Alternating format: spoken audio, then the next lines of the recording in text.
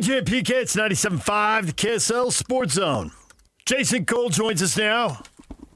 Longtime NFL writer and analyst. Jason, welcome back to the show. Good to be here. What's going on? The NFL playoffs are going on, and all I hear anybody say is, it's wide open. And I think, it largely is wide open because the best teams don't seem to have playoff experience, so we're not sure we really trust them in the big moment. And everybody seems to have a little bit of a flaw. You don't think Bo Nix and Drake Sam May? Darnold can just roll through this? Yeah, right? Drake May just, nice through butter kind of stuff. They're ready to go. Sam's never had the yips or anything like that before, has he? It's never happened. So that's what I was getting to. Is that how you see it? Wide open. Don't ask me for a prediction. Nobody knows. These are one-possession games, and one receiver drops a ball. And, man, maybe it was just me. I thought I saw a lot of drops this weekend. I thought I saw a lot of quarterbacks getting let down by a lot of receivers. I would say A.J. Brown probably owes Most recently Jalen Hurts an apology, because he'd still be running right now if he had caught that one over the middle. I mean, he was behind. That was just such a big drop. It wasn't just the first down, but it was the sizable gain because he was behind the defense. I mean, it was just such a bad drop. I would say this. There were some drops, but like Trevor Lawrence, the 2 interceptions that he threw in that game, and those are so much on him. Those are such Trevor Lawrence plays. When you look at it going, man, you just have all sorts of ability, but in key situations, like, what are you doing, man? Like, really, what are you doing? You got to look off. On the first one, it's a zone defense. You got to look off the defender. On the second one, like, you're staring right at the play, and Tre'Davious White has got perfect coverage, like just perfect coverage, and you still try and force that ball into him. And this is where, like Jacksonville puts together this really good season. Their defense is playing off the charts, but they can't get past their quarterback, who's the former number one overall pick, who by this time in his career, you would think he should have fixed all of this. And that's the kind of the story of how the NFL playoffs are going to unfold. One of our NFL guys that we have on during the season last week was going off about Josh Allen being 0-4 in the world, and my partner DJ was saying, oh, come on, man, that one where Kansas City came in with just a few seconds left, you can't really put it on him. Where do you stand in assigning individual credit and blame to a quarterback, whether his team wins or loses? Like, the quarterback is the most important player, and we've geared the rules so much towards the quarterback that there is an inordinate amount of credit or blame that goes up to those guys. There's no way around that fact, right? Right. At the same time, teams. This is a team game. It's all the classic cliches that you talk about. But at the end of the day, I measure the truly great quarterbacks of this game are ultimately measured by the number of titles that they win. And I know that that's not totally fair. Like, we could sit here and say Dan Marino is more talented than all of them, and that John Elway was more gifted than, Joe Montana, or, we can go on down the line, right? And that Terry Bradshaw won 4 titles, but there's nowhere we're putting him in the same group with Tom Brady or Joe Montana. You can do that all the time. But, there's a reason we call Tom Brady the greatest player of all time, because he's got the rings. He's got the pelts on the wall. And they play this game for a reason. They play to win titles. Entertainment is important, no question about it. But you got to win. You got to win titles in order to be elevated to that upper echelon. Having said that, the guy who's got the experience in the playoffs, who I would think, Bills to the Super Bowl, except it's just Josh Allen, and it seems like a fairly mediocre group around him, that they really lean on his greatness. Is that the way you see the Bills? Because if it's not him, then it's maybe it is Drake May. Maybe it is Bo Nix. Yeah, because wait a second. What team out there do you sit there and goes, that's just loaded with some gigantic array of stars? Philadelphia was, right? Like, they had, Saquon, AJ Brown, Devontae Smith, Goddard. They have Jalen Carter, but they're out now, right? The 49ers were loaded with stars, but all of them are in the hospital basically right now. These are all really interesting, okay teams that all have some kind of liability, but none of them are just loaded with six deep with guys who change games.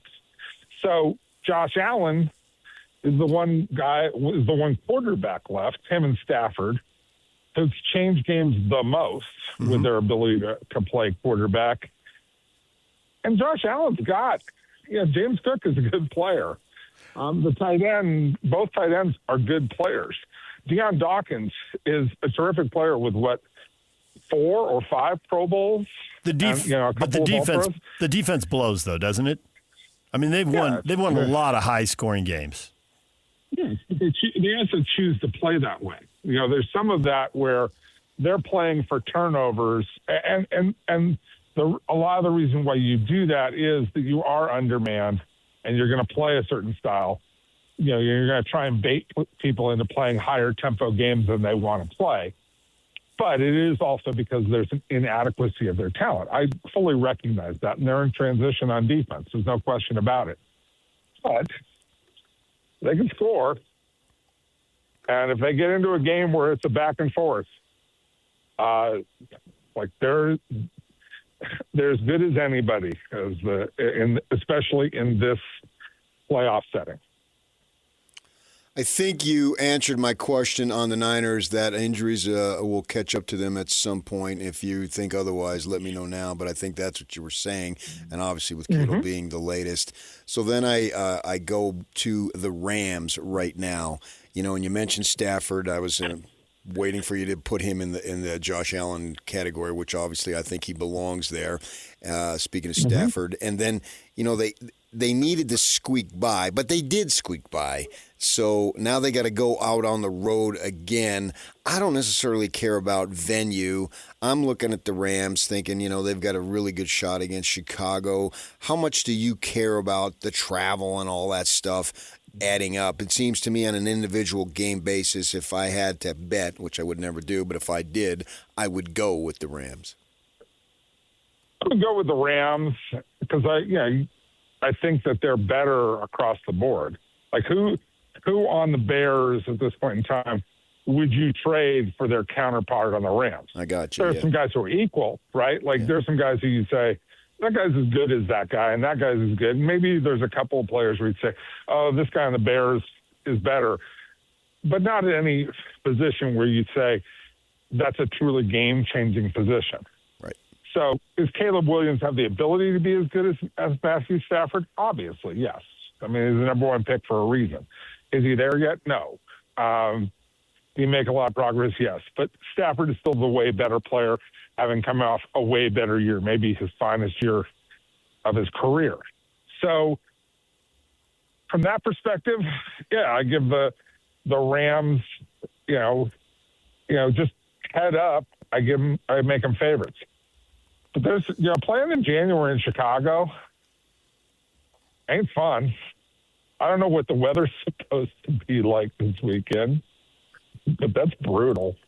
And when you're a dome team, or you've been a dome quarterback for your entire career, that's an unpleasant experience. So we'll see how that one plays out. But I am concerned. I'm concerned about the Rams from that perspective. Do I think that they're better? Yes. But there is an equalizer factor in this one above that changes the outcomes of games. But you feel better about the Bills going on the road to Denver because nothing's worse than Buffalo? I mean, as far as weather goes? Because Buffalo's favored. Yeah. Well, yeah. I mean, look, every day that you're not in Buffalo is a vacation. I was in Buffalo over the summer. And that's whether you live there or play there. That's just true. But look, I kid about Buffalo. Niagara Falls is great. Downtown Buffalo is kind of cool, but let's be serious. You can be in Buffalo this time of year, or you can be anywhere else. anywhere else wins. You made a little bit of a satirical reference there to Bo Nix. I get your point, but then I look at Sean Payton. If the Broncos pull this off and say they have the opportunity and get it done and literally go all the way, does this really elevate Sean Payton in your mind as one of the, certainly from the offensive perspective, one of the better ones all time? Well, he would be the first guy since Weeb Eubank, and I think only the second guy all time. Well, the first guy certainly in the Super Bowl era to win Super Bowls with two different teams, right? So that's number one. He would be the first guy since Weeb Eubank to even win championships with two different teams. Number two, the fact that he's taken that division by storm this fast, in a really loaded division, the top three teams, and then, the Raiders are still trying to figure it out. I would just say that, look, Sean Payton would put himself in Hall of Fame territory. I'm not, like right now, if you told me I had to vote on Sean Payton for the Hall of Fame, I'd have to really think about it. I don't know what his record is off the top of my head and all those other things. But this is the kind of thing that sets you apart and starts that discussion about whether you deserve to be one of the next guys in there. We have a pretty good list of coaches who belong in the Hall of Fame. Belichick's up this year. And then we have Mike Shanahan, Mike Holmgren, Tom Coughlin. I think those guys are there. Then it drops down to guys like Dan Reeves and Marty Schottenheimer and some others. I would say that this would elevate Peyton up into that group of guys with Holmgren, Shanahan, Coughlin. He's not in Belichick range yet, but in that next group. So do you believe that defense wins championships for all the quarterback talk we've just had? Because I'm looking at the teams in the playoffs, and if you're under 20 points a game defensively, you're pretty good. Now the Jaguars are 19-8, they're out, and Minnesota missed. But Seahawks, Texans, Broncos, Patriots, there's the Eagles are the top five, all in the postseason. The Eagles are out now. Yeah, I mean, look, defense generally wins championships because the game becomes more physical in the playoffs, right? Like refs don't want to make the cheap calls. That's not to say that some cheap calls haven't been made, like the late hit on Jalen Hurts yesterday in the 49ers game was kind of a silly call. But they tend to not do that. They tend to let a lot of things go more in this time of level because you've got better teams playing better football, and referees just don't want to be the guys who determine games. They just really don't, despite whatever players really think of them. So you get less calls, like one or two less calls in a game. You get things taken a little bit further. The game gets a little bit more physical. That always favors the defense. But when I come back to the quarterback is which quarterback do you trust who can make 3, 4, 5 plays in a critical game, like a 3rd and 6 or a 3rd and 7, a 3rd and 8? Who's going to come through in that critical moment? Who's going to fit a ball in against really tight coverage? And there's just like I look at Sam Darnold and I watched that game against the 49ers to finish the season. Like they couldn't be more scared of Sam Darnold to let him start really ripping the ball around and throwing it. They shut it down. I think he threw two somewhat challenging passes in that game. I didn't see anything in that game that made me say, "Oh my God, look at Sam Darnold! Look at the play calling they're making and see what they're letting them get away with." I just didn't see that in any way, shape, or form, and that just indicates to me what the coaching staff thinks of it. And so, Darnold, Bo Nix, does a really nice job. This is, I guess Sean Payton's talked about this. He does a great job of avoiding negative plays like sacks. And that's a really good thing. It's important. I'm not dismissing that. But just because you avoid making mistake plays doesn't mean you're a guy with a propensity to make great plays. And that's where I sit here and say, I don't trust that guy as a quarterback just yet. Sure. What's your level of concern that what we've known of the Chiefs is not what we will get going in the short-term future? Well, they need to be totally revamped if they're skill position players, and they still got to rebuild their offensive line. So there's a lot of work to be done. They still have Patrick Mahomes, and Patrick Mahomes can cover up for a lot of things. I mean, he got into a Super Bowl last year behind one of the most threadbare offensive lines you'll ever see. You know, they had Tooney playing left tackle, and they still got Taylor over on the right tackle, and he's horrible. I just don't understand why Andy Reid still got him out there, but he probably doesn't have any other choice. But they need to fix that. And I just remember talking to people, and they were like, "Oh, Rashee Rice is coming back. Rashee Rice is coming back. Look at this." It's like, that ain't Jerry Rice. That's Rashee Rice. Mm-hmm. I mean, he's okay, but he's a number 3. He's not a number 1 or a number 2. And Xavier Worthy, I mean, he's not even Deshaun Jackson. Deshaun Jackson could really scare a defense and get her open over the top and make some big plays and change the way that a defense is going to play against you. Xavier Worthy doesn't do that.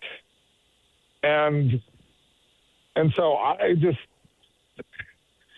and Kelsey is, if he retires, he retires. If he doesn't, he doesn't, we'll see. But Kelsey's not what he once was. And he's not going to put in the work to get to that high a level. I mean, he's got a different life now. And I don't blame him for that. Like, he's got a lot of really great things going on and a lot of effort he's put into doing things off the field to make himself a lot of money and involved with a woman that most guys would dream about being with, right? So Kelsey's not, ever going to return to what he was. He's going to be just okay. And so they need to revamp it all. They got to do some serious work to get some really serious weapons. We'll leave it right there for now, Jason. We appreciate the time and all the opinions. You're never short. We love that about you.